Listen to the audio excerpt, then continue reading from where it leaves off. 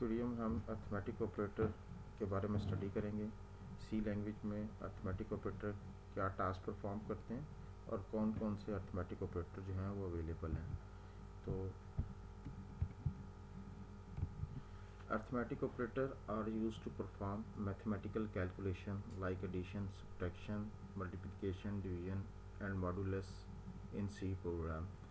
तो हमारे पास जो अरिथमेटिक ऑपरेटर हैं वो मैथमेटिकल कैलकुलेशन परफॉर्म करते हैं। जस्ट लाइक हम मैथमेटिक्स में जैसे एडिशन, सब्ट्रैक्शन, मल्टीप्लिकेशन और डिवीजन करते हैं, सेम फंक्शनैलिटी जो है अरिथमेटिक ऑपरेटर सी के अंदर परफॉर्म करते हैं। इनमें कौन कौन से हमारे पास अरिथमेटिक ऑपरेटर अवेलेबल हैं।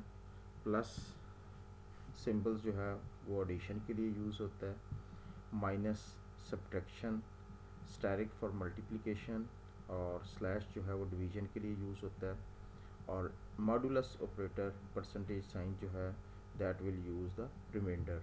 तो बेसिकली स्लैश जो है वो आपको क्वोशंट रिटर्न करता है डिवाइड करने के बाद, जबकि मॉडुलस ऑपरेटर जो है वो डिवाइड करने के बाद आपको रिमाइंडर रिटर्न करता है। तो ये डिफरेंस है स्लैश और मॉडुलस ऑपरेटर में। तो हम एक एग्जांपल देखते हैं और उस एग्जांपल में देखते हैं इन ऑपरेटर को कैसे यूज़ किया जाता है। हमारे पास ये एक प्रोग्राम है जी, और इसमें अगर ये प्रोग्राम हम इसको कंपाइल करके एग्जीक्यूट करते हैं तो first of all first line जो है वो एग्जीक्यूट होगी और मेमोरी के अंदर हमारे पास जो है वेरिएबल्स क्रिएट होंगे। ए वेरिएबल के अंदर जो है इंटीजर टाइप का मेमोरी में डिक्लेयर हुआ और उसमें हमने 60 वैल्यू इनिशियलाइज़ की। सेम इसी तरह बी वेरिएबल मेमोरी के अंदर क्रिएट हुआ और उसमें हमने इनिशियल वैल्यू जो इनिशियलाइज़ करवाई है वो 30 है। इसी तरह हमारे पास ऐड वेरिएबल मेमोरी में क्रिएट होगा सब्ट्रैक्ट के लिए, सब वेरिएबल, मल्टीप्लिकेशन, डिवीजन और मॉड। तो इस तरह हमने 6 वेरिएबल्स जो हैं 7 वेरिएबल जो है वो मेमोरी के अंदर क्रिएट कर दिए। तो ये कंपाइलर ने पहली लाइन एग्जीक्यूट करने के बाद मेमोरी में वैल्यू जो है वेरिएबल क्रिएट कर दिया। इसके बाद नेक्स्ट लाइन जब कंपाइलर एग्जीक्यूट करेगा इट्स मीन कि ए और बी की वैल्यू जो मेमोरी के अंदर पड़ी हुई है उसको ऐड करे और ऐड वेरिएबल के अंदर जो है उसको स्टोर करवाए। तो असाइनमेंट ऑपरेटर जो है वो बेसिकली वैल्यू जो है वो असाइन करता है, जो कि लेफ़्ट साइड पे जो वेरिएबल होगा उसमें वैल्यू को असाइन करेगा। इसके बाद कंपाइलर नेक्स्ट लाइन एग्जीक्यूट करेगा और नेक्स्ट लाइन में हमने कहा कि ए में से बी की वैल्यू को माइनस कर दिया जाए और उसको स्टोर जो है सब वेरिएबल जो मेमोरी के अंदर डिक्लेयर है उसके अंदर स्टोर करवाए। तो इट्स मीन 60 माइनस 30 और सब वेरिएबल के अंदर उसने वैल्यू स्टोर करवा दी। इसके बाद कंपाइलर नेक्स्ट लाइन को एग्जीक्यूट करेगा और ए और बी की वैल्यू को मल्टीप्लाई करेगा और जो रिज़ल्ट आएगा उसको मल्टीप्लिकेशन यानी कि एमयूएल वेरिएबल जो हमने डिक्लेयर किया है उसके अंदर स्टोर कर देगा। नेक्स्ट कंपाइलर लाइन एग्जीक्यूट करेगा, ए की वैल्यू को बी पर डिवाइड करेगा और इट्स मीन जो भी रिज़ल्ट आएगा टू वैल्यू जो है वो डिव वेरिएबल के अंदर जो है उसको स्टोर करेगा।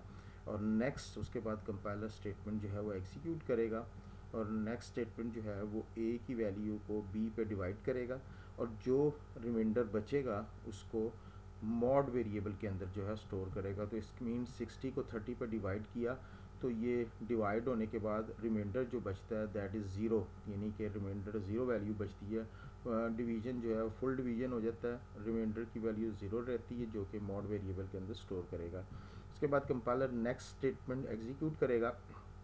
नेक्स्ट स्टेटमेंट जो है वो हमारे पास प्रिंट एफ की स्टेटमेंट है जो कि बेसिकली जो है स्क्रीन के ऊपर यानी कि मॉनिटर के ऊपर वैल्यू को डिस्प्ले करेगा। इसमें हमारे पास जो इन्वर्टेड कॉमा के अंदर हमने वैल्यूज़ दी हुई है दैट इज़ इन्वर्टेड मैसेज है एज इट डिस्प्ले होगा और ये परसेंटेज डी जो है ये इंडिकेट कर रहा है कि ऐड वेरिएबल जो मेमोरी के अंदर स्टोर है उसकी वैल्यू स्क्रीन के ऊपर डिस्प्ले करे और स्लैश एन से जो है वो कसर नेक्स्ट लाइन को मूव होगा। इसका मतलब है कि कंपाइलर जब इस लाइन को एग्जीक्यूट करेगा तो स्क्रीन पे हमारे पास जो आउटपुट आएगी वो 90 आएगी। उसके बाद नेक्स्ट लाइन जो है कंपाइलर एग्जीक्यूट करेगा, इसी तरह सेम हमारे पास इन्वर्टेड कॉमा के अंदर ये जो है मैसेज हमने रखा है, यहाँ तक एज इट मैसेज डिस्प्ले होगा।